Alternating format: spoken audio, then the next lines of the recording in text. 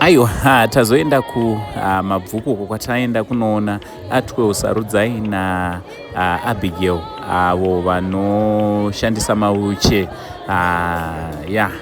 Panoda kuti pange pari panobatsirwa zvakanyanya. Toda kutenda mukoma James mushure mekunge taita live stream nemusi weSaturday. Mukoma James vachita iwa ndoda kuti ndinge ndinoempawo vamwe. Akazobata mukoma James adaro. Mukoma James vakabva vazvitora pamwoyo pavo vakati tofanira kuti ndinge ndinosvika kunzvimbo yemabvuku Tafara kunoona vatatu ava. Chokwadi zviri paground zvinosiririsa. Zvakutoda kutoti nemiwo munge muri munogara pasi, asi chekutanga tangai mune kusubscribe, follow, musakanganwe zvakare kunofollowa Facebook account yamukoma James yakanzi James Rikonda. Aiwa, yai muzozvinzwira tingeti tinowanawo nzira dzekunge dziri tinobatsirawo vatatu ava sei. Mwari wekudenga, Mwari wenyasha zhinji achitiitira zvakanaka. Aiwa, chigarai pasi matsoteerera azvinotevera.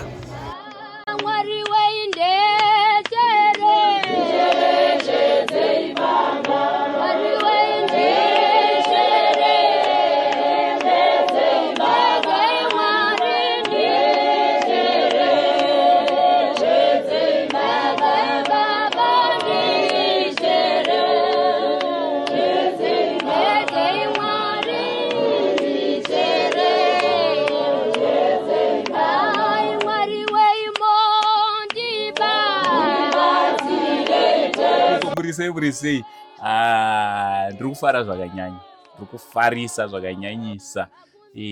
Muri kuona kuti kudika pane zvimwe zvinongofadza kuti ukasvika pane vanhu vanofara, pane vanhu vakasununguka, newe unotangawo kudi kufara. So patasvika panapa mukoma James, hama dzandiri kuda kuratidzai dzepanapa taita sekunge tatova nemakore tizivana nekuda kwerudo rwaMwari. Asi regai nditange ndatenda mukoma James. Mukoma James ndo vakapusha kuti angosendi. In fact ndo vapusha kuti aiwa takutombomira mumabasa edu atiri kuda kuita. Mukoma James ndakukudza havazvifariri. He is supposed to be out of Harare, but vati no, tinozoita zvimwe zvese tambonoona hanzvadzi dzangu. Ameno ndiani mukuru manje kana kuti mutwini wenyu? Sisi Sarudzai ndo vadiki chete. Alright. Ko mukoma hamudiki zvimuningina. Vakuda kumhanyira kuti vaite matwins. But anyway, imi muchazotiudza kuti ndiani mukuru mafungiro enyu. Aiwa, ini sehanzvadzi yamai vavo vese. Ndototi futi vazukuru vakadzi ndaona zvibhebhi panapa. Ndapenyerwa, ndochinja ndatanga kuita. Ina ndowanzopenyerwa.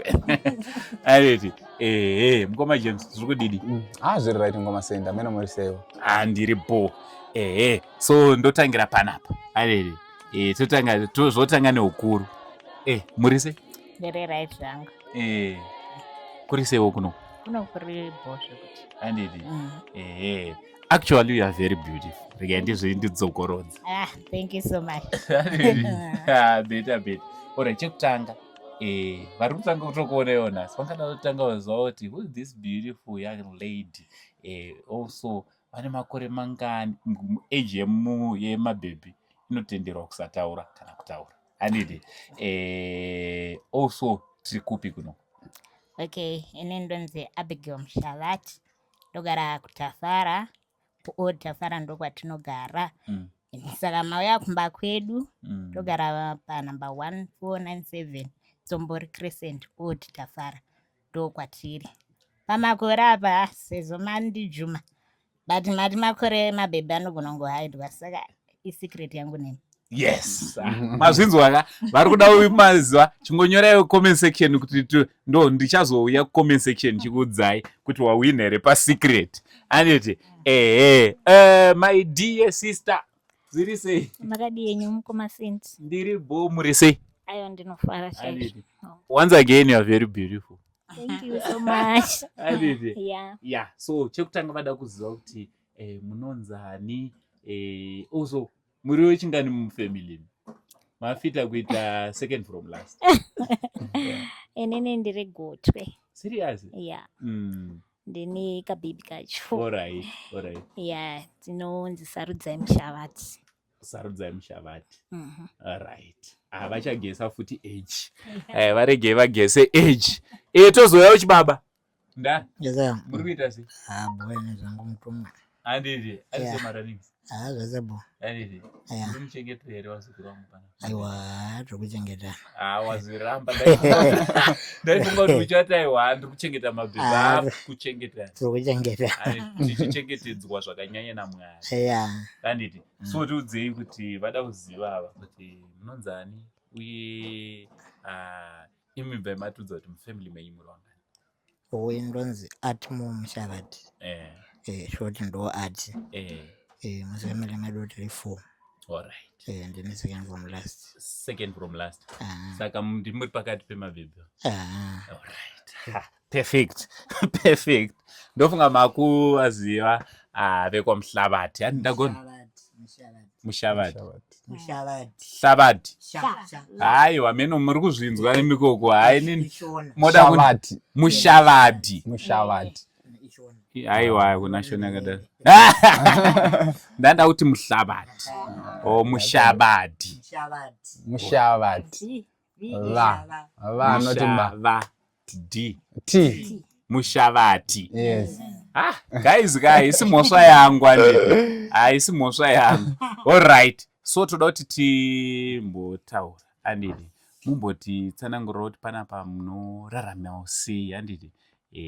Ngantange nemi vatete andidi. Mutsanangurira kuti munorarama sei.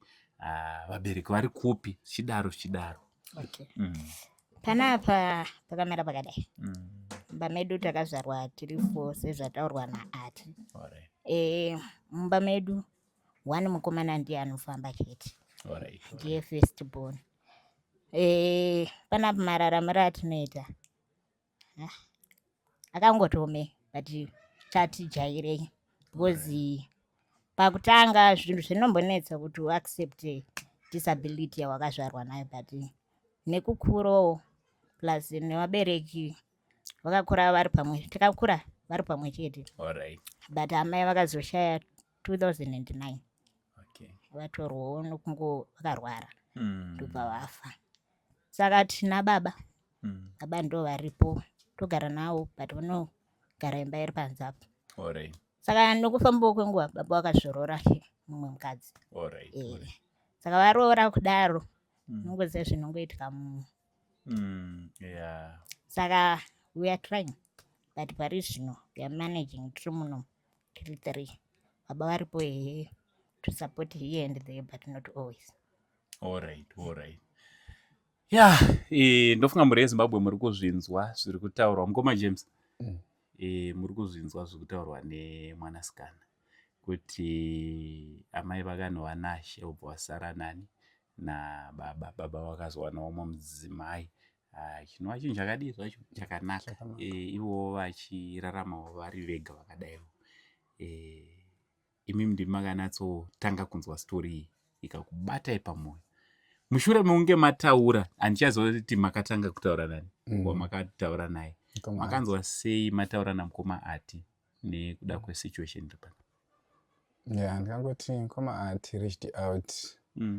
Wandisira message mushure meunge I think tambotaura nezvekuda kuempower mabusiness people. Pai patakaita live stream ndizvo mchibva kuChina. Saka ndopa vakaricha out ndikafonera tikataura vakataurawo situation yavo. Saka ndakaitekawo pekutanga of course ndangofunga kuti maybe ingori disability. But after ndazoconfirma pavakazotaura kuti we are 3 tine disability ndopa ndakaona the situation is not good considering kuti muri 3 mese muri disable.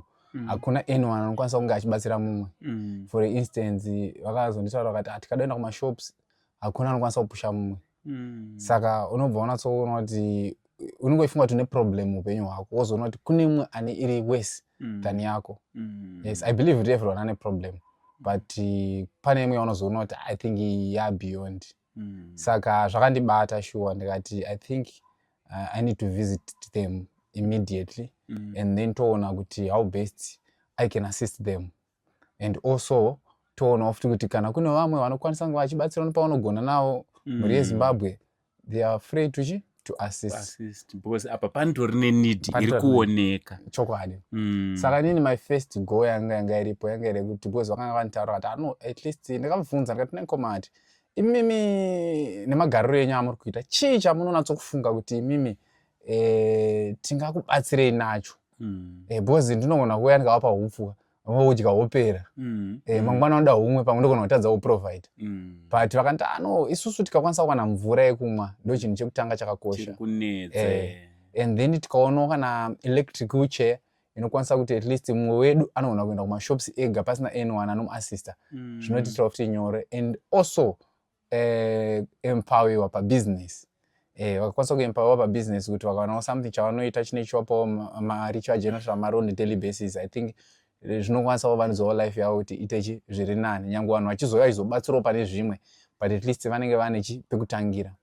Saka zvakandibata mushure menge also ndanzwawo futi kuti vana mukoma wavo vakaberekwa naye, mukoma akawana ari kuitawo life yake ari kwaari, but unongozivawo as human being munhu anenge achifocusawo nefamily yakewo nezvitonetsawo kwaanenge ari and also considering kuti amai vakatisiya and we understand kuti the only person anokwanisa kunatsomira newe chaizvo ndiamai but kana mai pasisina munongozvizivawo aunerera chaiwo unogona kutotanga paunotangira. Saka ndakatarisa situation yavo ka ndichinzwa maages avo of course vanogona kunge vakada kuenzana nepamakore but kana tichizvitarisa vanenge vari vana vadiki because havana anything chavanokwanisa kunge vachiita, vanoda kutobatsira pane zvese zvavanoda kuita. Saka yeah, I'm here and I'm willing to assist them nepese pandinokwanisa kuti tibatsirane navo. Ya ndofunga muri kungozvinzwira mushure meunge taita live stream ndo zvayakabuditsa. Vamwe vanenge vachingofunga kuti tingoita malive streams ekuti tionekwa naangu sendaiwa kuonekwa takaonekwa kare, atova malive streams ekuti ange ari anoshandirawo upenyu hwevamwe. We just want to say thank you Mukoma Ati nekutoita reach out kuna Mukoma James muchizivisawo situation iri panapa. Panisa ndauya kwamuri Mukoma James munogona kubata kapana Mike noemozo paMukoma James sisi Saro Rugotwe andidi ndeipi assistant yamungati imimi pakurarama kwamuri kuita mukawanawo vamwe vanobatsira. Of course Mukoma James wauya panapa mwoyo wavo shungu dzavo ndedzekuti batsirwe and I'm sure kuti vane zvavachabatsira nazvo, but zvimwe zvezvamungada kubatsirwa nazvo ndezvipi semhuri makadai? Chekutanga ndoda kutenda Mukoma James for reaching out. It's not easy kuti munhu Facebook especially pakazara mascammers. Yes. And kashoma paunoona mumwe achiita reach out obva apindura. Vamwe vanhu they just look and then obva vasiya. But ndoda kutenda Mwari nekuti Mukoma James vakatora time yavo. At first akaverenga message. Alright. Then he responded. That means a lot kune mumwe munhu ari in need. Alright, kutongoverengerwa message nekutoona munhu achikupindura. Yes, it means a lot. Zvine relief yazvinotowinza. Zvinobata moyo kuratidza kuti pane mumwe munhu ane rudo to reach out. Not at first atangonditi ndiri kuona pane vana vabatsirwa pasocial media. And then akabva nditoradza picture racho revana vadiki vakaitirwa chiboho. These children were too young kuchera mugoti zveshuwa. And then abva ngoti regai timbozama pamwe zvinoita. Munoziva ndipode kunyeberai. Pana pakauya vanhu vakawandisa. Vakatitora mavidhiyo, vakatitora mapictures. But yet we didn't receive anything. Not even a phone call. Munoziva kuti after mavideos. Yeah. Nema everything. Yes. Vanhu vachitongonyangarika. Vanhu vachibva vatonyangarika. Mumwe wacho akatoti vhara wakati skama ndiwe kunuku akangotitora mapictures mavideos tiburukai pamubhedha kwirai pamauches chitora akati varungu ndizvo vanoda kuona vataita zvese but for some few months paakazodzoka life yake yanga yachinja iye nde zvakatochinja yake life saka izvo zvakandiratidza kuti mukoma James kudaira kwawakangoita nekufona kwawakazoita kuratidza kuti pane chida kuti Mwari vaite kusundwa kwavakaitwa neMwari and they reach out to us vakatanga kufona vachitaura havona ati achitiudza kuti zvakamira zvakadai pamba pacho munoziva ndada kutombondusa hope ndikati mamwe ari kungofona ungoti just for the sake of it but patakatozoona ati achiti anzi ndiri kutouya ndikati ndiMwari nokuti yanga yangu yakarebesa vanhu vachingotitsotsa vanhu vachingotinyebera saka zvinhu zvokuti kungodaira kwavakaita sekutaura kwandaita it means a lot to us. Mukoma James ka, thank you so much. Anzi kwete kuti makaita anything, just to respond. Nekudaira. Anzi na Saru, it means a lot to us. Mainzwa nyaya yekuti vamwe vakatora mavideos zvikatochinja ivo upenyu hwavo. And kune vanhu vakawanda vanozviita Mukoma. Kuti vanouya votochinja upenyu hwavo. Indakazviona. Ndokunga makatanga kuona tichishanda teso kubva kare.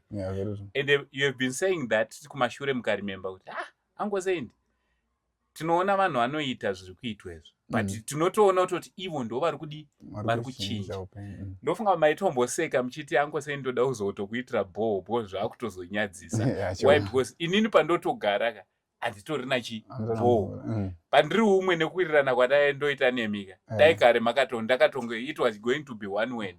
But most of the time ndotaura nawo ndoti Mukoma James kwangu ndondwara ngatitange tatsvaga vamwe vane need pane kuti mutore rigi richinodhirila kumba kwani kwangu. So it's so sad Zimbabweans kuti we've got a people who are coming and taking advantage of situations. Sorry kutorera mic of my situations anenge ane vanhu then chinobuda chachona hapana. Ndoda kuti ndiuye kwamuri mataura naMukoma James pfungwa dzenyu dzakatanga kudze kuti kudi after maona live stream yatakaita iya nemusi weSaturday. ndowanzofollowa zvinhu zvenyu paFacebook. Alright. Pandinge ndine data mostly. So pandakaona maita live stream ndakabva manga makatega Mukoma James. Ndabva ndabaya panhingi yavo paprofile yavo ndafunga pamwe ipage pandakaona kuti iprofile ndabva ndasenda request. So then kumatime ndikandiite se ndivanyorere inbox.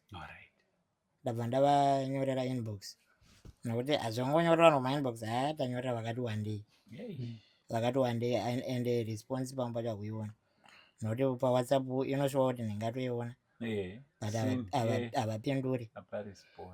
So pandakaona Mukoma James ndofunga kwazodaira dzadza kumanguva kuna kuma 12 or to 1 ndo times vanenge wabva but this man is very busy zvekuti so inini handirariwo zvekumhanya ndoanzorariwo kumatutu ikoko saka vapindura. Pandakatanga kuona live stream ndabva ndadzoka ndabva ndaona post yevana wananga ine 8 years umwe ine 11 vachinzi vachera mugodhi chichichichi ndichitorakidza ndikati Saru hona towana kuti vanzi toida kuchera mugodhi tukazochererwa chibhorana naMukoma James. Ndabva ndati rega nditombozama laki ndivanyorere. Saka pandakavanyorera ndichiona vachizopindura mangwana acho vanhu vari kuna Saru uyu munhu ukawo ini am very certain kuti anoita sei achaita come around. Zvikanzi what give you the hope yekuti unotaura kuti uyu achauya. Ndikati ndingori nekafeeling kekuti uyu neuyu munhu haadadi haaite sei. Ukaona atombotipindura kudai so saka takazotanga kutaura vabva vazoti ndipe nhamba dzako dzekufona ndabva ndavapa vati ndozokufonera ndakati vamwe havafoni ndabva ndadzadza ndikati ndavapa nhamba chi vati vachafona vabva vazofona vakati saka ndiri kuita sei izvezvi ndiri out of Harare kwandira kuna network asi ndiri kuita sei ndiri kuedza kufonera network yangu iri kubreka saka ndiri kutoya mangwana chaiwo saka zvinhu zvakandifadza kupromisa kunzi ndiri kuuya. Kune umwe anokupromisa ari nani kana asingatodaire messages zomuchose saka that promise ndakangoichengetawo kusvika nanhasi ndichizoona vachinditi ndisendera location futi ndaita se iyeyo wakasenda ndichaiona ndabva ndaziva kuti hazvishuwa kurita se kuri kuuyiwa wanikwe wauya wakabatana nahangu wachona wana mutumwa aiwa tinotenda saka isusuka thank you so much thank you very much nemashoko esamadi amataura.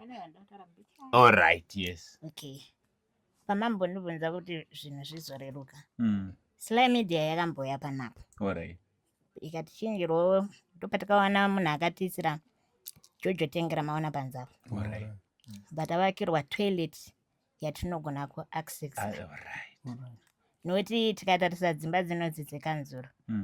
Toilet haisi good for munhu ari disapa. All right. Unotoda somebody anokupinza pai mutoilet. Saka zvinhu zvanga zvakaoma kuti unobatwa nemudumbu uchamutsa munhu pamwe munhu atozvirarira pambacho unoignowewa. Saka Sly Media yakangouya pane maskits ataimboita some years ago makore ati pfuure imomo munguva yecovid.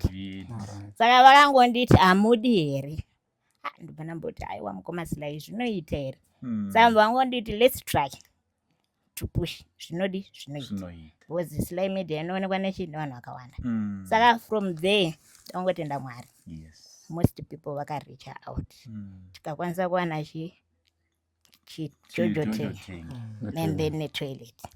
Saka Jojo Teng is linked kutoilet. Saka kana usina mari Jojo Teng you cannot feel it. Unotoda mari ende ndo zvinhu zvazviri kutoomera kuti hapana chandiri kuita hapana chiri kundipa mari of which inini kana mvura yapera ndichida mvura anondicherera hapana. Saka zvazviri zvinhu zvekuti panguva yarakaiswa sometimes 2022 ndoparakaiswa. Saka from there taiti tikawanawo atitumirawo tumari nekuda kwethat video wautoichengetera mvura hauchaise manecessities emumba wakubhajetera for water. Saka zvinhu izvozvo zvainyanya kutidhirega kumashure zvekuti pamwe tingadai takachengeta mari iyoyo takatanga yebusiness but kuti uite business usina mvura hazviiti. Mvura ndo panotangira upenyu hwevanhu. So ndoda kuti big shout out kuna my brother Sly Media. Hayo moza kuti kana basa richipopurwa kudai kana nesuwo tinosekererawo zvinotifadza. Ndogara ndichiudza vanhu kuti we don't compete we complement. Murikunzwa? Do you know kuti kunotori nevamwe vanhu vane maplatforms ekutoti kunyange akanzwa kuti kana kutoziva kuti aona story papage pamukoma James Rikonda haadi kana kutaura haadi kungopawo credit kuti aiwa zvakaitwa neumwe ndezvizvi kusvika kana pana angosendi. There are some people ekutoti they don't want to mention you know, but yet we are saying we are helping each other. I always tell people kuti zoni basa iri rezvephilanthropy zvecharity haisi content. Kana uchitsvaga content kuphilanthropy then you are looking for content kusiriku. This is a mission. A mission kureva kuti zoni pakupedzisira when we are on a mission tinoda maresults. Ukanzi kwaendwa kuhondo it's a mission. Tikuda kuti tidzoke takunda tine victory. Imi munoinzwisisa mukoma James. Mukoma James vanodrilla maball wigatape handiti mukatuma wakomana kuti ndaine rig munofona kuti muri kuda kunzwa kuti mvura yabuda. Hamuna imwe nyaya kunzwa kuti ndiri kuda kunzwa kuti mvura yabuda. So the same applies here kuti panapa tauya kudai hatisi kuita kuti zvoni tiri kungoita kana kutsvaga mbiri but tiri kuti tiri kuda kuti mangwana tizodzoka tione asikana namukoma hati anditi vachifara vachitaura kuti aiwa angosendi chimbonomwa drink anditi nhasi mukoma James vanogona kuti chimbosare mumwe drink but mangwana iwo watoti ochi mukoma James uyai panapa chimbonomwa ichi vanobva vafara kuti saka mission accomplished anditi so we pray kuti Mwari wekudenga vakuitire zvakanaka. You guys, I've got a feeling yekuti even people out there zvatouya mukoma James vachitungamira kudai everything is going to go well. Ndakudzoka kune imi mukoma James, nhasi mauya makamira sei? In terms of pazvinhu zvamuri kuda kunge muri munobatsirana nawo. Alright. So basically we're supposed to come nhasi tichitanga kucherera ball. Wow. But it's unfortunately mirai musa imozvitora simu ndiri kana katorova mazvinzwi here hanzichi ndingadai ndatoya navo nhasi vatanga kudrilla ball. Koma James is too much. Thank you so much for that statement alone. Yandipa hope Saru uri kuzvinzwa sei? Tiri kuti panapa moda kuisa ball kupi mukoma James natsotaurai mukoma that's ball pano pamba panapa pajojo tank iro kuti tifile jojo tank so that is right is toilet nekumwa. Thank you so much. Thank you so much. All right. Dai kutotaura kuno kuri rigi riri kutochema pano. Kutochema. Saka zvakaitika nezviro zvoti pandaka reach out with ati. Aida kuti aconfirm ne council. Kuti council vanotitenderera. All right. So the time yaakazo confirm kuti it's okay, it was late. Saka tifona Tobias arufana ngaripo mangwana. All right. Anemi.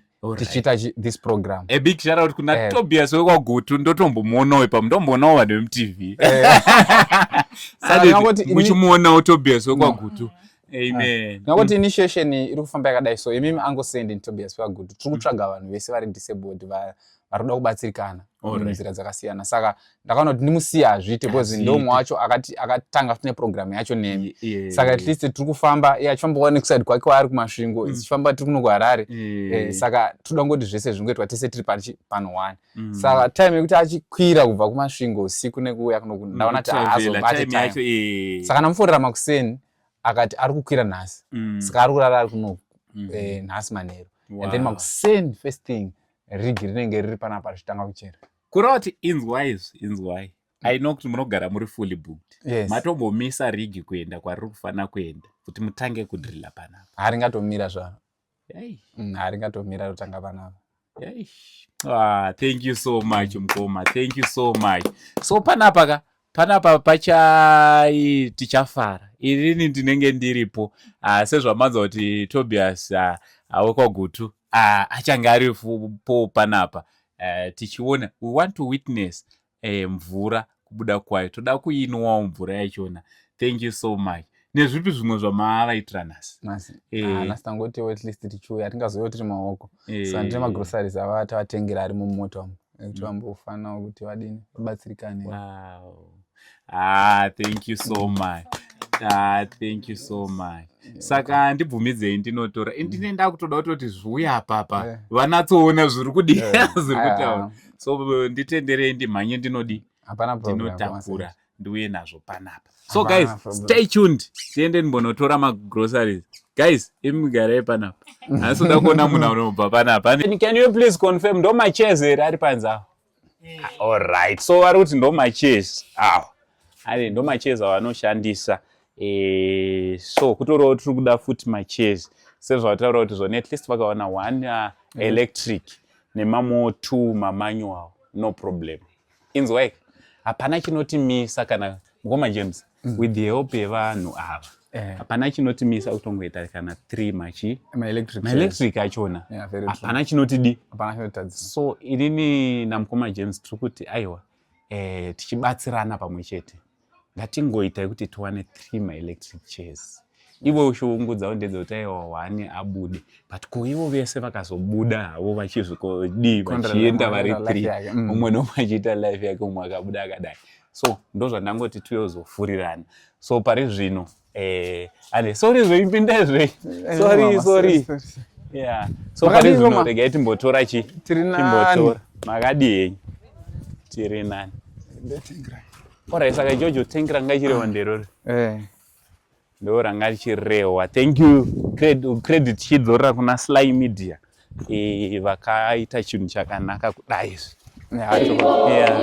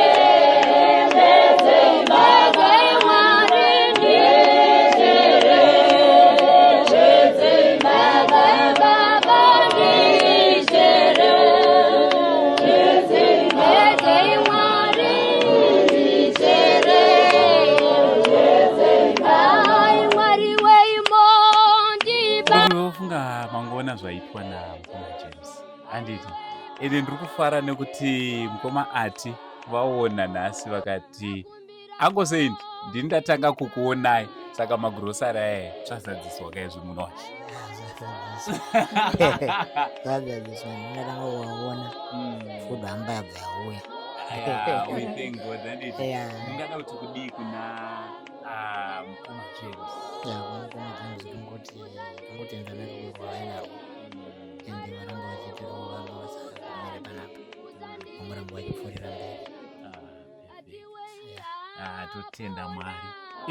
Mwanasikana vari padhuze vaudzema kwavatarisa. Aiwa achirega kunyarara.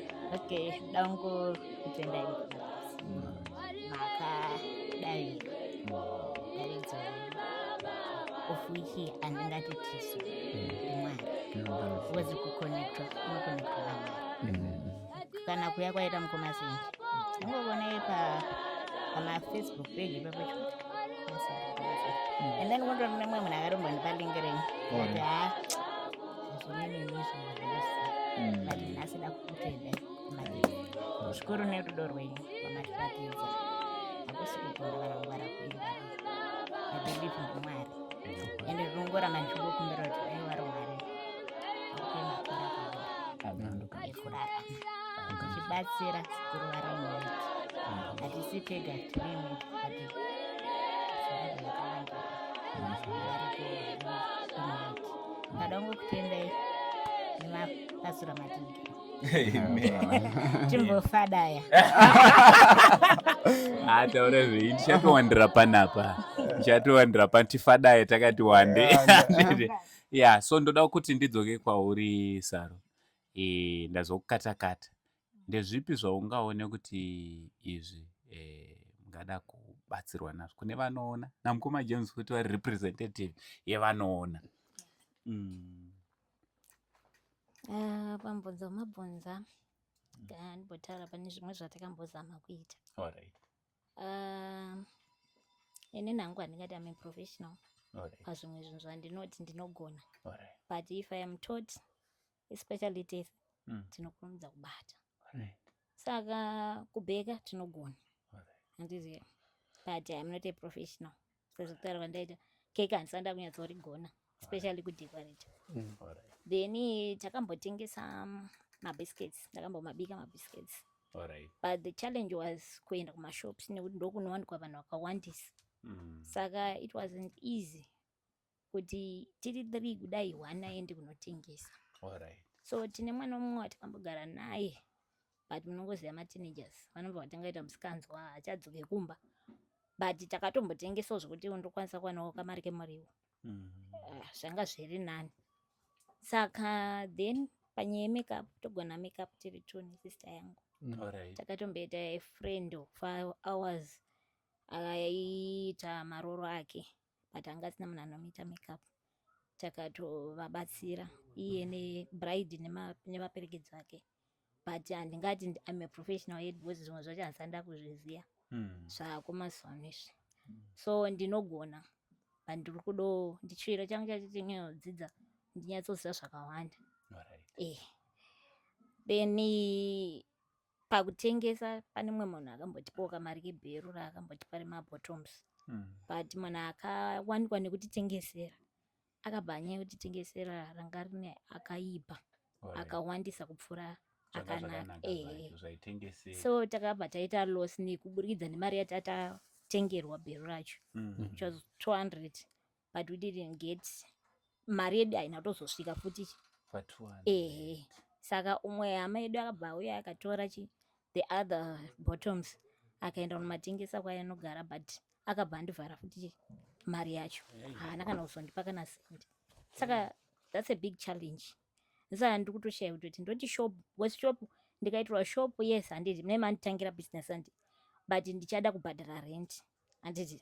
Saka macosts ezvinhu zvese izvozvo amene ndime mungapaona sei. Ati anogona zvawo DJ handiti, but haana maequipments, ndo zvimwe zvacho handiti, and achada futi pekuitira panenge pakanaka, akahaiwa achada transport handi maona. Saka tine machallenges akangowanda sevanhu vari kungogara vari vega vasina able bodied. Saka handingazivi kuti imimi mungazotibatsira sei.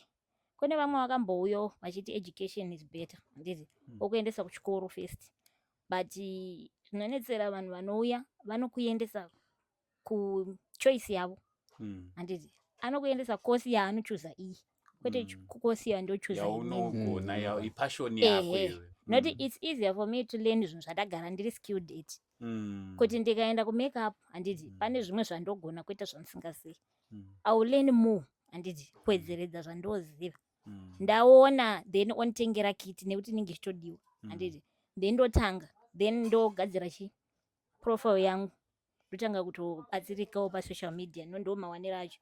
Kunoku mostly ndakambopodawo vashoma, but most of the people they look down on us handiti, nenyaya yekuti unomuudza kuti alright $5 ngatichingowira na$5, anokuudza kuti $5 yatowandisa cha wadiwa deredza handi maona. Saka madhiri acho ikunoku akatodhawa.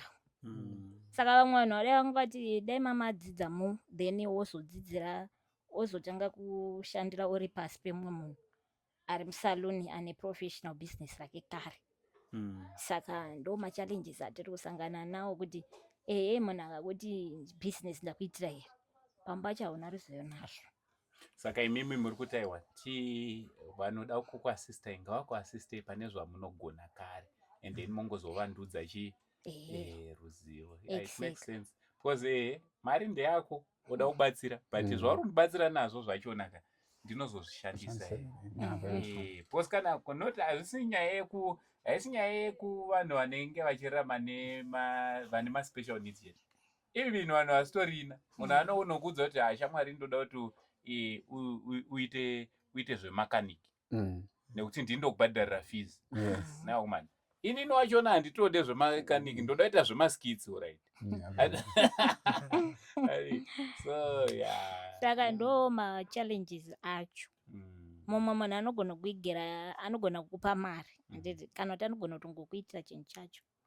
but yet kuti uzodzokera kwaari kuti zvinhu zve zvakazoponja zvikazofamba zvakadai anoti vanhu vakaremara mubatsiriki. Saka ndo zvinhu zvekuti unozoshaya vanhu vanozonyatsokubatsira, beta vadecide kuti ivo vozvifambisa sei. Sezvo ndanyatsotaura kuti isusu zvedu pachedu takangogumira o level, then vamwe vese vangangouya vakatingotiendesa pamacourses ivo avanenge vazvisarudzira ivo. Takaita electoral and electronics engineering paseta, but we just lasted for 6 months. Atanoziva zvemagetsi, but nyaya iripo ndeyekuti takangoita mabasics mostly nemanotso, zvimwe zvacho hauzonzwisisi. Saka handingati ndakanyatsodzidza ndikaona ruzivo rwakakwana, ende kwaibhadharwa mari yakawanda, of which dai mari iyoyo munhu iye akangotivhurira something to do. Ndaingoziva kuti kana ndakatangirwa katakishop kangu zviri nani ndife, but ndichiziva kuti ndiri kuita sendiri kutenderedza madhiri angu, mari ndichiwana pekutangira nepekugomera. Nekuti munhu anouya handiti okuigira kana hamba, handiti hamba ichandibatsira nhasi, then ikapera what should I do? Saka zvinhu zvekuti zvinonetsa ndobva ndadzokera kune munhu yakatibatsira. Andikudziva kuti haisi mhosva yangu kuziya shamwari. Wati ndatosakura ndazunza, you are asking more and more and more. I can't do it anymore. Ndogara ndichiudza vanhu kuti wandipa chikafu nhasi, but mangwana chinei chiripo.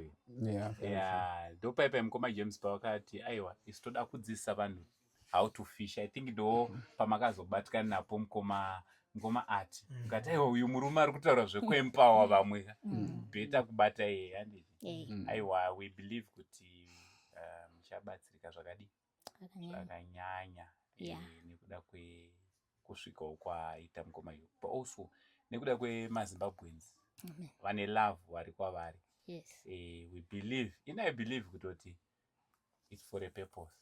Panapa nekuda kuti Mwari vatendera, vane imwe stage varoda kubvisai vachikusvitsai pane imwe.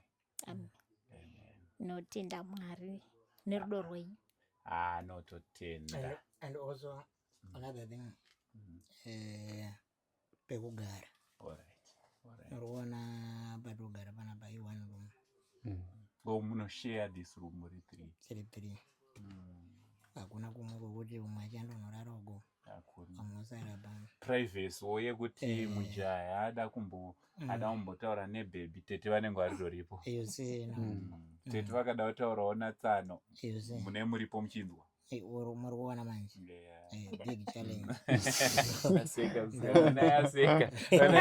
Aseka ndataura zvinoitika, mwana sekuru ataura zvino mazvona mukoma James ndataura zvinodii. Ndo pane big challenge. Tisiri kuwanirwawo kana pekugara. Nekuti panapa ndo bedroom yevasikana, ndo yangu, ndo kitchen, ndo musitting room, ndo mukitchen, ndo zvese 14 in 1, ndo muspeya. Saka kana imimi mukanzi kuda kuchinja vasikana vanofuga musoro. Ndochinjira bathroom. Because zvofanira kujeka kuti guys it's hard. It's hard. Toenda kubathroom zangu ndonochinja ikoko. Ivo vakapedza kugezwa vanongotakura zvinhu zvavo vochinjira kubathroom. Saka ipapo ndo pangu patine challenge hombe panyaya yekugara. So guys, tichauya futi tiita video continue talking tomorrow, but tichadzoka tingati nguwai mukoma James patichadzoka. Amwe tifana make shot by 9. Tifana kunge tapana. Alright. Timakuseni. Saka isusu tichangomukawo takananga kupi? Takananga pano. Thank you very much mukoma James again. Ndichirega kuramba ndakabata tarebesa gare. Thank you so much. Nekutipa mukana. Tototenda imimi. Nekuya kwenyu. Plus magana mataura kuti pamba kusangana nevanhu vanofara amene zvazvo zvinongoita so. We are meeting for the first time, but it's like takamboonana kare and we are really happy. Ndiye Mwari. Mwanasikana. Uya haasi kunzwa zvakanaka, saka toti get well soon. Aiwa ndokutendai. Thank you so much. Aiwa totenda Mwari. Tsana. hanzi muri DJ DJ art Yes, so tichazombokuita kuti mumbotorera mangoma aiwa babo. thank you so much mudhara nekuita reach out Aiwa zvinokuzwa kuzopindurwa ndokwakakosha. tenda samangwana ka tine tiri panapa toonana zvakare. Ora aiwa takakumirira. Thank God. So hama dzangu mangwana zvakare tine tiri panapa Mwari wekudenga achitiitira zvakanaka. Mukoma James regai ndidzoke kwamuri muchipedzisa zvenyu muchipedza shoko renyu rekupedzisira ramuri kusiyira maZimbabweans. Alright. Yeah, shoko rangu randongofamba naro nderekuti I think everyone mupenyu ane purpose. Kubatsira hakuna munhu anonzi uyu akwanise. Anyone can help because kubatsira hakuna certain amount. Even 50 cents you can help. Saka I believe kuti everyone ane duty rake to make sure kuti life ya someone yavandudzika. Someone awanewo chekudya. Saka kwauri ikokoko uri ku-UK, uri ku-Canada, uri kwaMutoko, uri kwaMutare, uri kuBhoera, you can do something. Unogona kupa munhu chibage chacho inogocha. Unogona kubatsira munhu arike ndikutakurire saga renyu, rike ndikutakurire mugomo wenyu, rike ndokucherera mvura. Kubatsira, saka kubatsirana kuri in different way. Saka shoko rangu nderengoti ngativei kind kwese kwatiri kuti Mwari atiite zvakanaka. Mashoko makuru, shoko guru ratasirwa hanzi be kind wherever you are, kuitira kuti Mwari wekudenga atiite zvakanaka. Zita rangu riri pachitupa ndinonzi Uncle Saint Chigotomba mana mama. Ndanga ndichifamba namukoma James kwatauya kuzoona mukomati nehanzvadzi anditi. Ndichida kuti big shout out kuna Blessing Bushu cameraman wangu for now tichiti it's much love and God bless you all.